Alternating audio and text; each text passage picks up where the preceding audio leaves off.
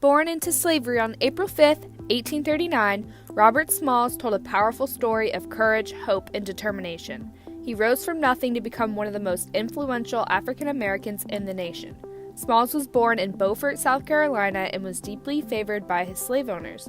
He never truly experienced the full extent of working as a field slave, which might have been seen as a blessing. When he was only 17 years old, he married and began a family. Smalls wanted freedom, not only for him, but for his family as well.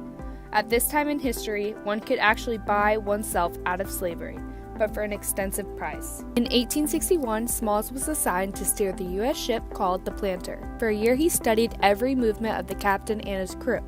On May 13, 1862, Smalls took his one opportunity to escape. He and his crew arranged to pick up their families and set sail while the officers were off duty from the ship. They set sail for this incredible journey. Smalls successfully navigated the ship past the 4 major Confederate checkpoints. He dressed in the captain's uniform and impersonated his hand signals. Smalls and his crew were recognized by a group of Union officers where they surrendered the Confederates' weapons and were welcomed aboard the ship. The nation was enthralled by the news and saw this escape as a heroic act of freedom. A private bill was passed for rescuing the Planter from the enemies of the government, which was signed by President Abraham Lincoln. Smalls was awarded $1,500, in which he finally purchased his family's freedom. Smalls fought for African Americans' right to advocate for the Union and became the first African American captain in U.S. naval history.